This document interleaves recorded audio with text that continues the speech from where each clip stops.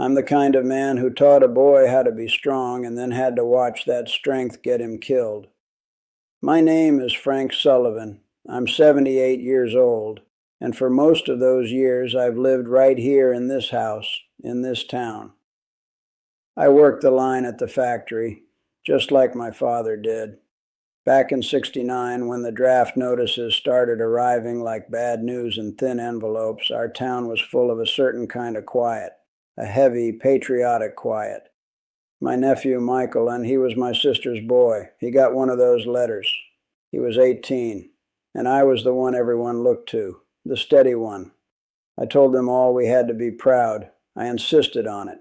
I made sure no one saw our fear, especially not Michael.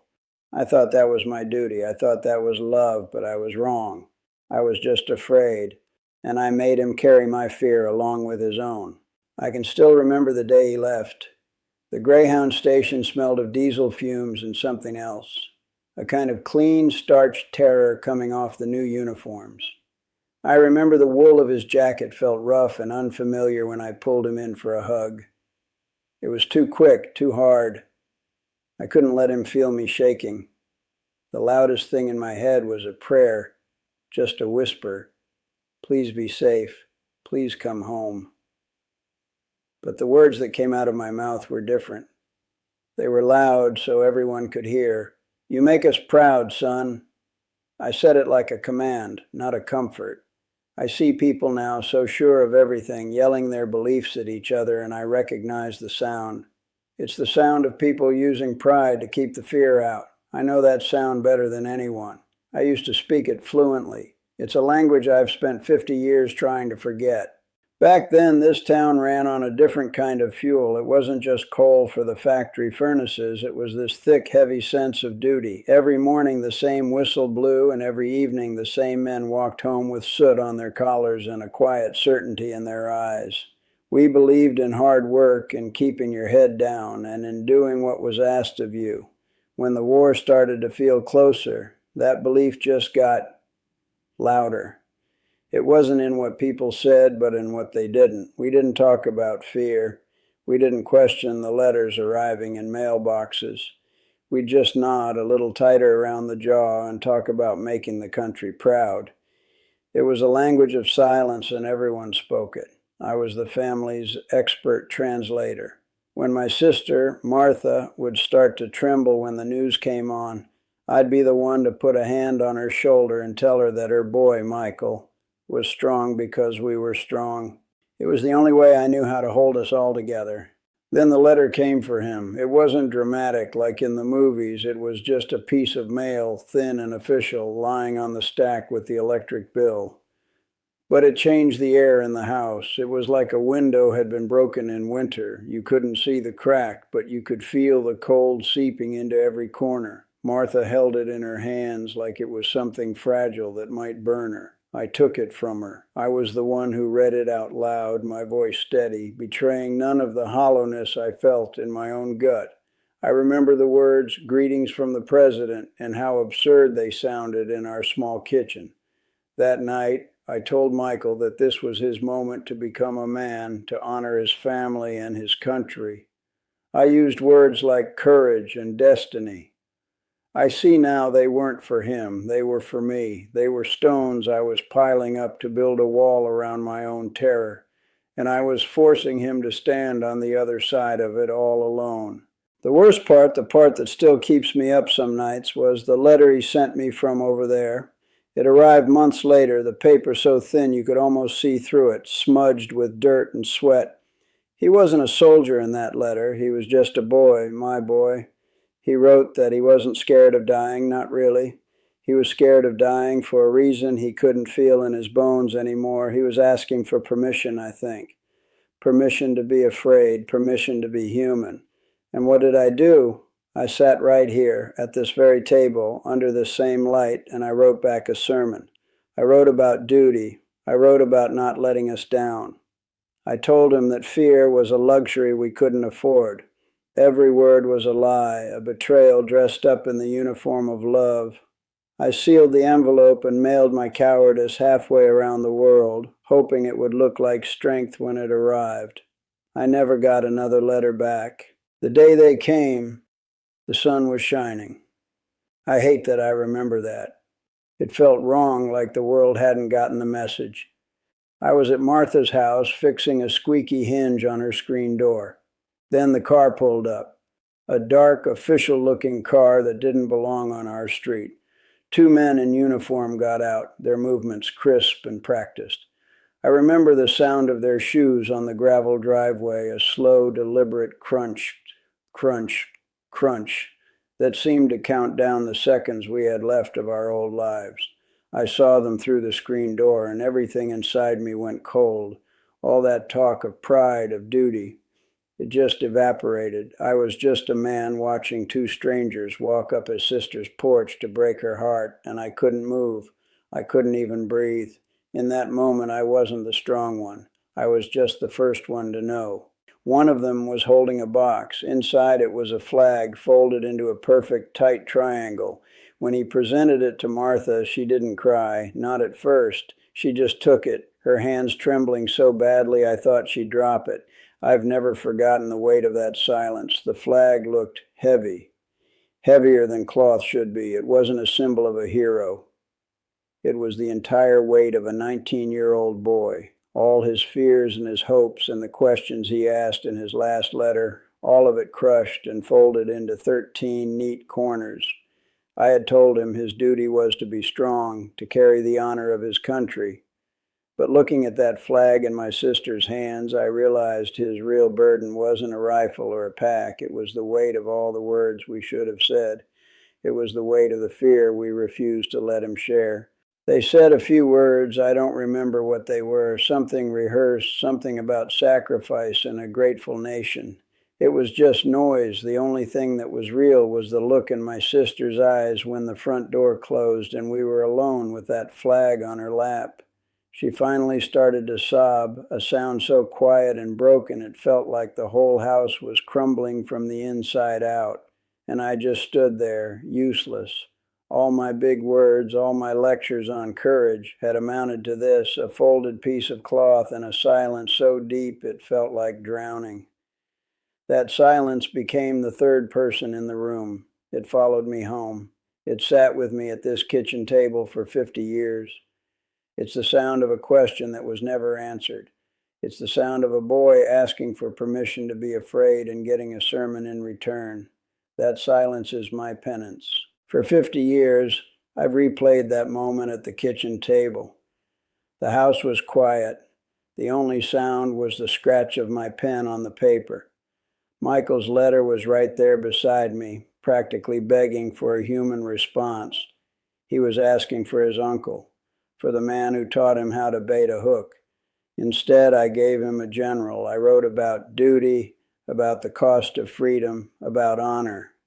Every word was a shield I was holding up to protect myself from his fear, because his fear was my fear, and I was too much of a coward to admit it. I see now that my letter wasn't for him. It was a letter I wrote to my own terror, telling it to be quiet, telling it to stand up straight. I sentenced him to die alone with his fear because I couldn't bear to sit with my own. That's the guilt I carry. It's not that I lost him. It's that I abandoned him long before the battlefield did. And the fear is a different animal. It's not the fear of what might happen. It's the fear of what I might have caused. Did my words push him to be reckless? Did he volunteer for something dangerous just to prove to his uncle back home that he wasn't a coward? Or worse, did he just give up? When you take away a person's right to be scared, you take away a part of their will to live. You tell them their most human instinct is a weakness. I wonder if in his final moments he felt more alone because of my letter than because of the enemy. That's the thought that chases me in the dark. It's the reason the silence in this house is so loud. It's filled with the conversation we never had. I sent him off with a command to be proud, and in doing so, I may have stripped him of the one thing that could have kept him alive, a healthy, honest fear. People call him a hero. They say it on Memorial Day. They say it when they see the old picture on the mantelpiece. And every time I hear that word, something inside me twists. Because being a hero meant he wasn't allowed to be a boy. It meant he wasn't allowed to be scared.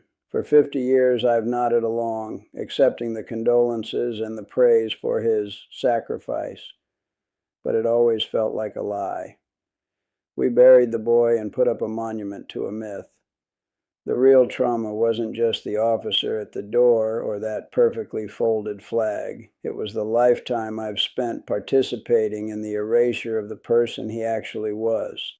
The hardest question I've had to live with is this: what is real honor? Is it saluting the flag he died for, or is it finally telling the truth about the terrified 19-year-old boy who never wanted to be there in the first place? I've been saluting the flag. I think I chose wrong.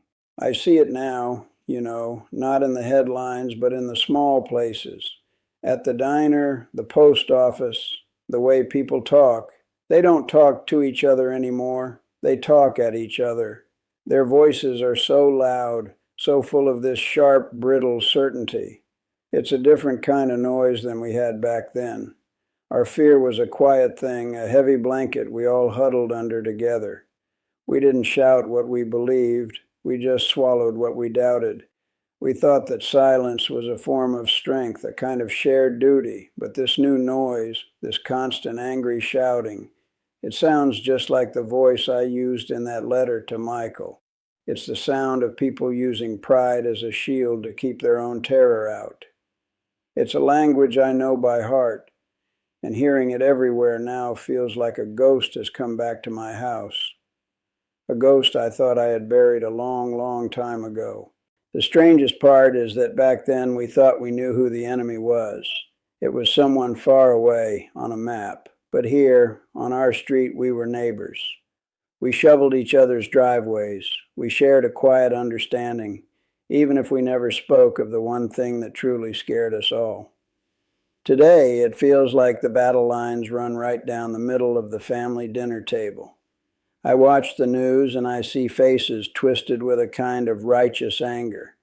They're so desperate to be on the right side of things that they've forgotten how to be on each other's side. They've mistaken being loud for being right. I recognize that mistake better than anyone.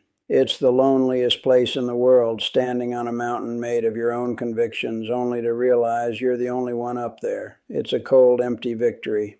And I see these young people, their faces full of fire, and my heart just aches. It's not because I disagree with what they believe. Half the time, I'm not even sure what I believe anymore. It aches because I see us making the exact same mistake all over again, just in a different uniform. We're still teaching our children that conviction is more valuable than compassion, that listening is a form of surrender, that their doubt is a weakness they need to hide. I sent a boy I loved into a war with a letter full of empty pride because I was too scared to face my own fear. And I look around today at all this noise and all this certainty, and I have to wonder, how many letters are we all writing right now? How many people are we sending out there emotionally alone because we're too afraid to just be quiet for a minute and say, "It's okay to be scared, tell me why." It all came to a head a few years back, Memorial Day. I was standing out at the cemetery, the little flag snapping in the wind. I do it every year. And I heard this young father, just a few rows over, talking to his little boy. He points to the headstones and says, "Those men were heroes. They weren't afraid of anything." And those words, they hit me harder than any fist ever could, because it was a lie. The same lie I'd been telling myself and everyone else for 50 years. Michael was afraid. He wrote it to me on paper so thin you could see the sun through it. He was a scared 19-year-old kid who wanted to come home, and right there with the cold wind on my face, I made a decision. I decided I was done honoring the soldier, the hero, the myth. It was time, finally, to start remembering the boy, my boy, the one who deserved to have his fear acknowledged, not erased by a convenient story we told ourselves to feel better. And the strangest thing happened. A few weeks later, my sister's grandson, my grandnephew, a good kid about Michael's age, was over. He was struggling with something, a choice about his future, and you could just see the fear in his eyes, the fear of letting everyone down, The old me, the Frank who wrote that terrible letter, would have given him a speech about responsibility, about being a man. But I didn't. I just sat there with him in the quiet for a long time. And then I said the truest thing I've said in 50 years. I said, it's okay to be scared. I was scared too. I told him about Michael, about the letter. I didn't give him an answer, but I gave him permission. And I watched the weight lift off his shoulders. That was it. That was the moment I knew. The greatest courage isn't being strong for someone, it's being weak with them. That's the lesson that cost me half a century to learn. So I look at the world now, and I see a lot of people who remind me of my younger self, so certain, so sure they're on the right side of history. And maybe they are, but I have to ask, what's the cost? I spent 50 years being right, and all it got me was a house full of a silence so loud it could break your heart.